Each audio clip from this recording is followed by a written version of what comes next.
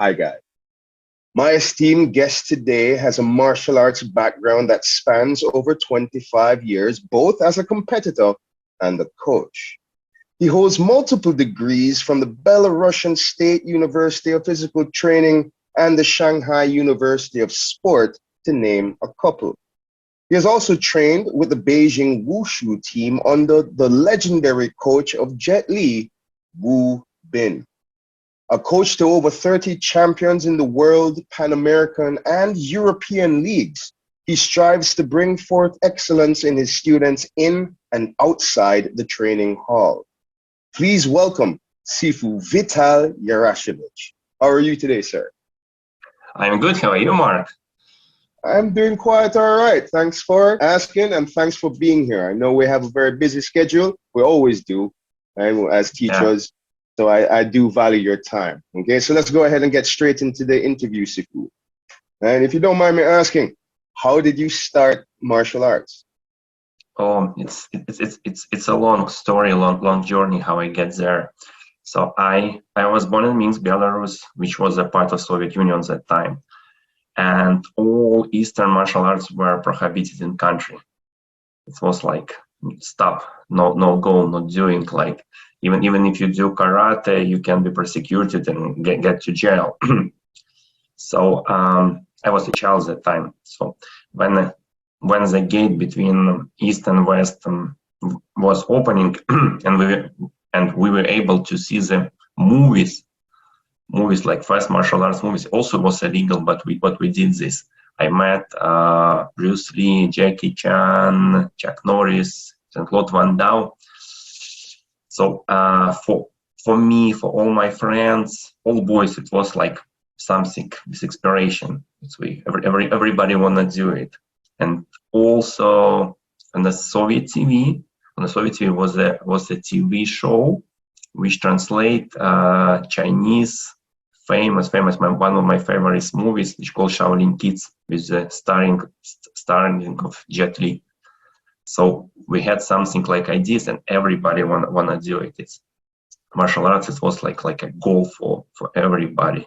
We go to everything. Like when I was a teen, I been in karate, judo, hand-to-hand Russian combat sport, like everything. But mostly when I was a child, in 5 years, I got to swimming, and I swim up to 14 years old, where I finishing in water polo and Olympic Sports Center. So I wasn't like really like in martial arts where it was child because it wasn't a child sport in child activity in the Soviet Union at the time. Only if you're doing something Olympic sport and wrestling. A little bit later, I was accepted to the main university in Belarus, which called Belarussian State University, where I studied applied mathematics, and I was planning to be a programmer. Over there, I beat in a wrestling team, classic wrestling team, like like guys like in the swimming suit, kind of. I did mountain climbing. I did mountain hiking club, which is very tough and which helped me in the future. And this was a point where my martial arts journey started. During one hike in the mountain, I fell from a rock and I broke my knee. My knee were like a watermelon size, and were not able to bend my leg for almost a while. So it was a time when I supposed to forget about any sport, but that time door in the classroom of the university opened, and my first shifu came in. I don't want to call his name because for me he's not a professional. He's a charlatan. He's a guy but he opened me a door to martial arts. He invited people to join university Kung Fu Club. It was my child dream.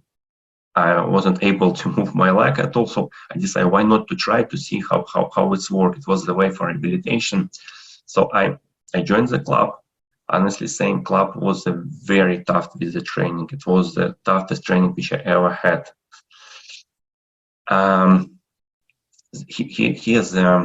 Here's what my traditional Kung Fu school started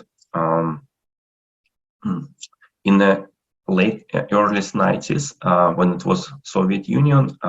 It was also the Soviet Vietnam, and Soviet Union like a partnership with the Soviet Vietnam, invite few masters, Shifus from Vietnam, to Belarus, to Minsk, to teach. They call it Kung Fu all the time, to teach Kung Fu for the students. And there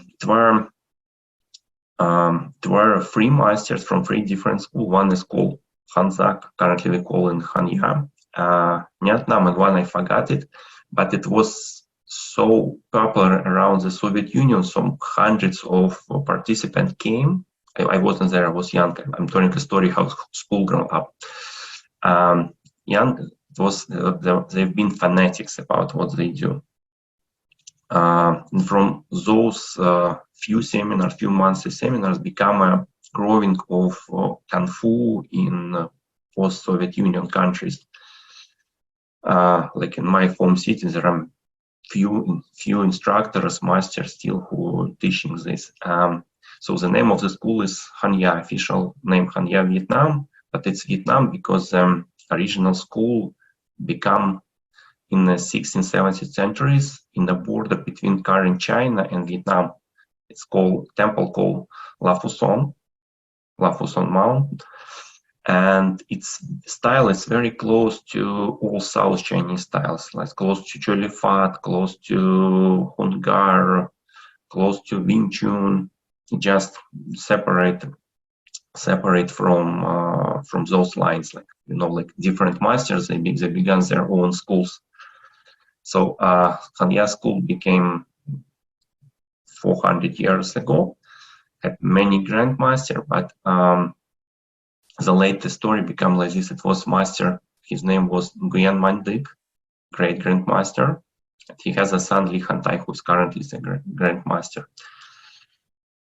And they had one more highest level student whose name is Lam Thanh Han. He unfortunately passed away a few years ago. So this Lam Thanh Han came to Belarus. Lam Thanh Han and Li Hantai, two grandmasters, they separate school in two directions. You know how it's happened, like sometimes students get in all directions. Li Hantai, like direct lineage from his dad, and Lam Thanh Han, he's a student. He has very hard karate and I guess Muay Thai background. And school which I came first were from Lam Thanh Han. It was a tough school. Like everything that you can imagine, like broken wood of your legs, of your body, of everything, it's from him. Doing hundreds push-ups, doing special Neikon exercises to strong your body. It was hard. It was a great experience. I survived. My leg get better, and a little bit later, I'm going ahead. We invited Grandmaster Li Hantai to like because he was like a regional master to Belarus, and we found out the school is much softer than this hardest one. You don't need to like bricks on your head to be successful. And I'm continuing my journey with my traditional journey with my Grandmaster Li Hantai. He's currently resides in Los Angeles, California. That time, in 2000, after a few years in Kung Fu, after a few years in Kung Fu, I got my first students. Got my fight class, which I teach in Hanya. And a little bit later, we got to competitions. My students won most divisions, and there was the first time when I saw Wushu and Kung Fu competition in Belarus in the very beginning. It was small amount of people competing, like not everything was in the beginning of the journey. And I got very interested in what is Wushu. So I start to get knowledge everywhere. I learned from people who've been in Belarus, who have some knowledge. I went to Russia when I met and studied with the Gleb Mozrukov school. He was a IWF vice president for many years. I've been in his school, so I see how it's working. I've been in many other schools in Russia, so I start to get knowledge there. I've been in Ukraine, I studied there. Like step by step, I getting close to learning them. What I more easy for me to understand. Like Wushu has his structure, which everything is on paper. You know movements, you know how to teach them, and finally this journey like close for me when I first time got to Beijing Shanghai school, meet Ubin, meet coach John Zen. I start to see all entire system, and during all this time, I became in Belarus. I become the head Taolu coach. So I travel with the Belarus national team to international championships. And every time when you travel, you meet people, you learn from them, you share your knowledge. So this is how it was. That's how you started. Oh wow, that's awesome. That is absolutely awesome. So Sifu, going on to our next question, man. So gathering your all your education and stuff from your Belarussian State University of Physical Training, as well as your education from the Shanghai University of Sport, right? How have these degrees helped you in your coaching career, in your teaching career? Yeah, this is a very good question. It's a very, very good question, because I was needed a formal degree in Belarus, because you cannot be coach without formal degree. That's why I went for my master degree to Belarussian State University of Physical Training. When you're talking about physical training, it's a science. It's a science. It includes person, anatomy, physiology, biomechanics, biochemistry. Plus, every person it has this dreams. It has everything mental. So you need to learn psychology. When you're getting knowledge, you also need to learn child development. So you need to know what's going on with child in every stage of its development. Plus, also during the formal physical education, you're learning most of the sports. You're learning gymnastics, you're learning game sports like basketball, soccer, all this stuff. You're learning field and tracks. So you can bring all these exercises, everything to what you're teaching. Plus, you're getting teaching how to plan the progress. So when we're talking about the professional sport, each athlete, it's a product. It's a product. So, and we build this product. So we have stage like beginner stage, intermediate stage, advanced stage. So we're putting some exercises. We're giving exercise. We see the results. Then we plan next stage. So this really helped me to understand what is actually Wushu and what is Wushu for Chinese people. So Wushu for Chinese people, it's a modern sport, and it has a serious science balance.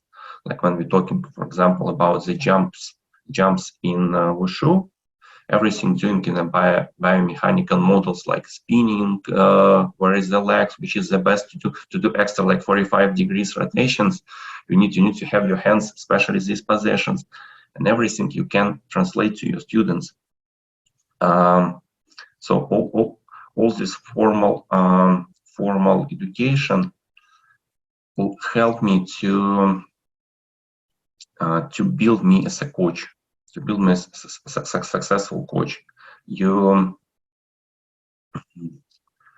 getting modern knowledge and you put it on these traditional basics which I had before. Plus, what I say about the growth and development, I really believe that each person, each child has a special age to do some exercises. You cannot do wrestling when you're 6 or 7 years old, because your bones, your joints, testicles is not ready for this one. So it's supposed to be like science controlled way of teaching. And when I moved to USA, it was almost 12 years ago, I brought this idea with me. And I already having 2 generations of successful on national level athletes, which have grown up over here, which been a national champions, which been a Pan American championship and got few silver medals there. Also, this formal education, it's brings the idea like we have West and we have East. And when we're talking about the tradition, it's Eastern. But we mostly we Western people, we have different body, we have different mentality. And exactly translate how people training in Asia doesn't work for people on East. Like simple example, our body, most of us having long legs than Chinese people, and get taught to head for us, it's crazy hard.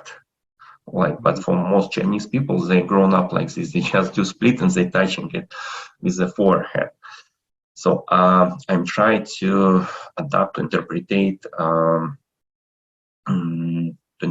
Chinese techniques to current for us, for modern people, for my students who has a different genes.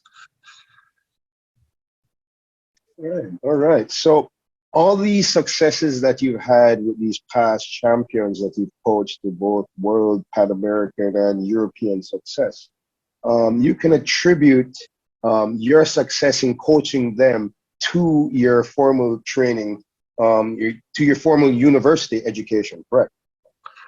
Yes, this really helped me, because I saw the system. I saw the system in common, and I saw the system how it's working in different sports, especially in gymnastics. There is the first class in which you're supposed to talk when you're going to the sport education university. It's called Theory of Physical Education. And this theory of physical education explain you everything how physical education is supposed to work. It's a huge encyclopedia which tell you everything and how it's gonna be.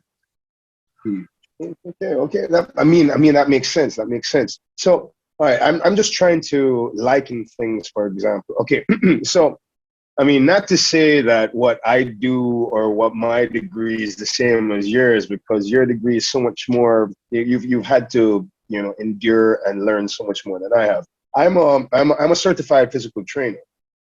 So before becoming a physical trainer, my perception of what I had to learn and what I had to do to become a physical trainer was completely different after being certified. After going through the certification and everything, now I realize that going through these courses, it's not learning the exercise, it's learning how to teach these exercises to somebody else, right? And from our conversation a little bit earlier, I gather it's pretty much the same with the University of Sports, correct? Yes, exactly. You're learning how to teach other people. All right. And it has in stages. It has in stage. One coach usually work with the beginners, and if you're supposed to be like a national coach or something like this, and you're working with the highest level, at least it's extra teaching for you, extra learning. That is awesome. This is a problem with the IWF, International Wushu Federation, that all videos, all teaching materials which they're always providing is only for beginners coaches. Kids forms and Tai Chi 24 movements forms, like almost beginners. But we want to be sometimes on the highest level. And part of this secret I saw when I've been last summer. I've been selected to summer school in Shanghai University of Sport. I was selected, and I don't know. They select like 15 people. I don't know, from maybe thousands to be. You're supposed to send them your credentials. They verify them. They check that you fit the program. So over there, they show us like idea how to work with the highest level athletes. Like when you do like kick jump 1 spin, how to do 2, how to do 2.5.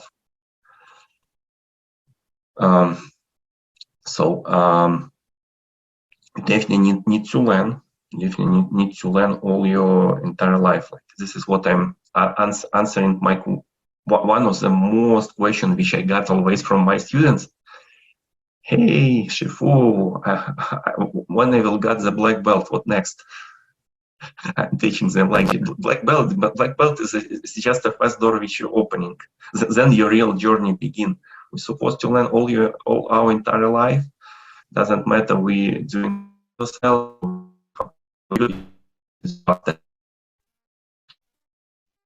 Yeah, a little bit. We got a little bit cut off there. We froze. Oh, we froze. You froze a little bit there. I didn't hear that last part. You too. You lost me on the last part? Yes, I did. Yeah, I was mentioning that the journey is endless for martial arts, for Kung Fu, for Wushu. It's always something new which we will have to learn. We're learning all entire life. Yes, that is true. That is true. I've always found that the more I practice, right, it's the more questions I have about what I'm practicing. Yes, exactly, Right? exactly. As more details you find, my grandmaster Wynter Tai calls this interesting way. He calls key, like key to open something new skill. So you're doing same in traditional way. You're doing same exercise from your beginning to the end of your martial art journey. But when you're going to a new step, you're getting new key. Like you're supposed to put one finger different way. You're supposed to put shoulders this way. Your breathing changing. Something like this. Yes, that's great. That's a great way to look at it. You always get a new key to unlock a new thing. Yes. Always unlocking different gates, different doors, different. Even in the same exercises, you're getting new stuff every time. Plus, Wushu is a modern sport. Wushu going to be a part of Olympic in 2026, which changing the rules of these games. Like everything getting harder, more competitors, better level of competitors. When I first time been on a national championship in the USA, compared to when I was last time, the level of all athletes grown up like 5 times. Like most people who won first time gonna be in the last place currently. Like there is no like easy people who just came there. Everything is very hard, everything tough, everything motivating, everybody like doing good.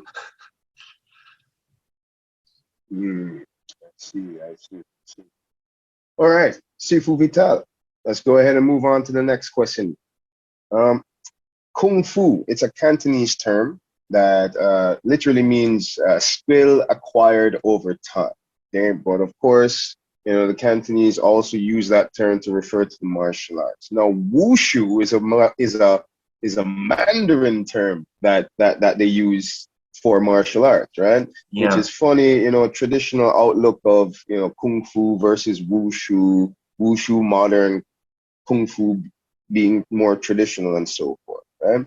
Now, knowing what kung fu means, what do you particularly think is the hardest part for anybody to develop their kung fu?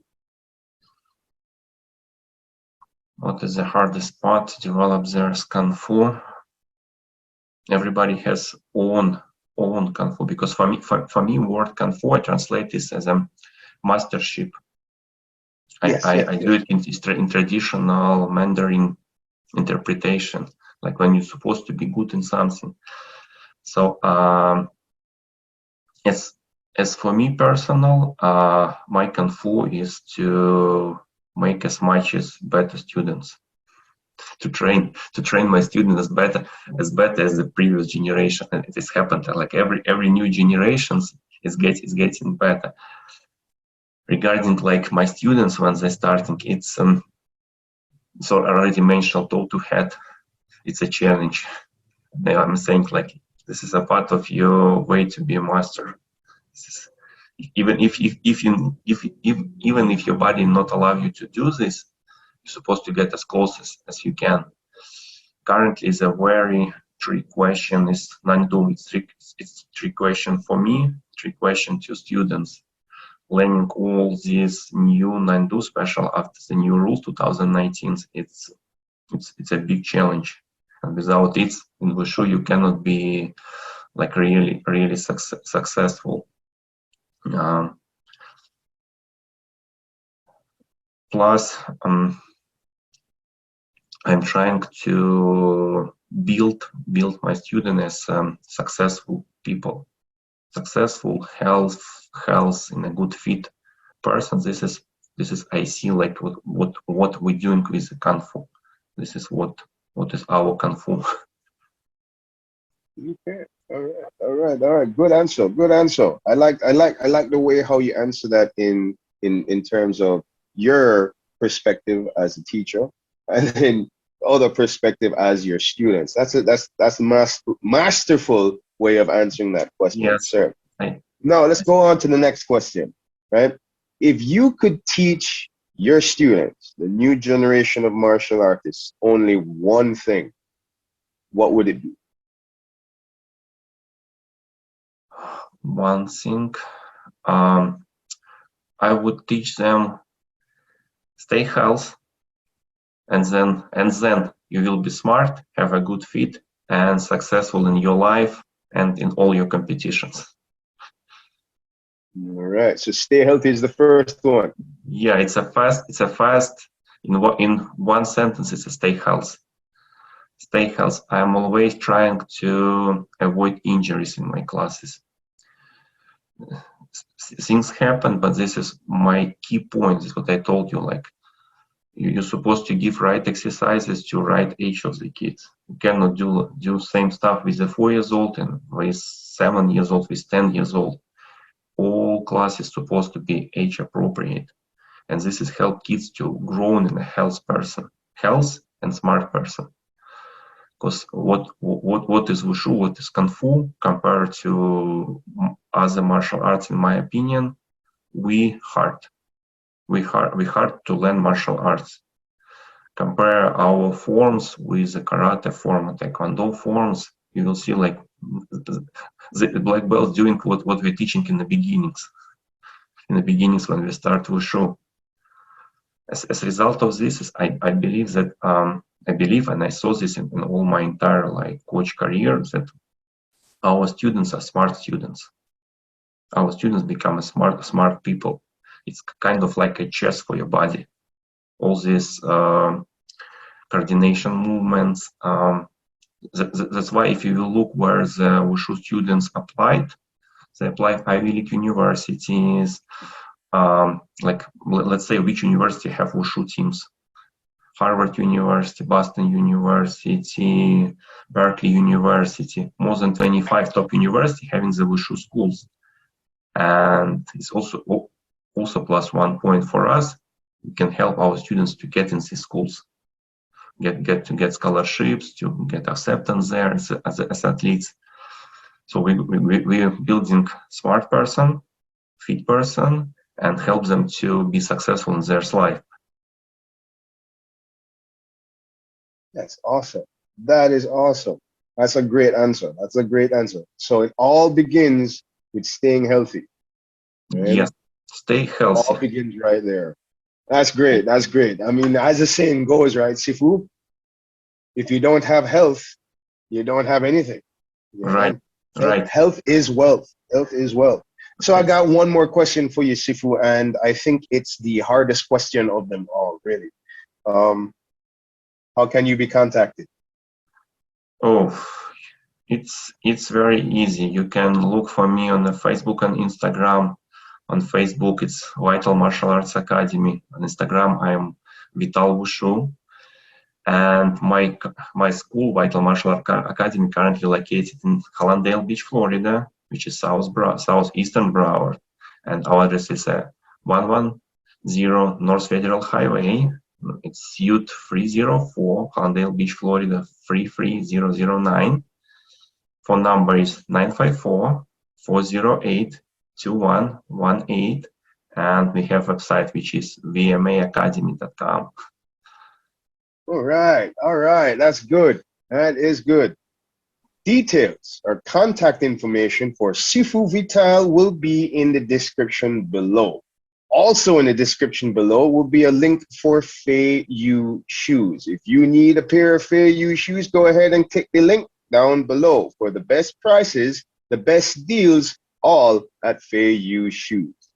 Sifu Vital, I do have to thank you very much for the time that you have spent to speak with me today. It has been an absolute pleasure learning about your formal education. It has been an absolute pleasure learning about your traditional education in martial arts as well. Thank you very much. My pleasure, Mark. All right, thank you, sir. We will do this again when we have more different topics. I hope to speak with you again, okay?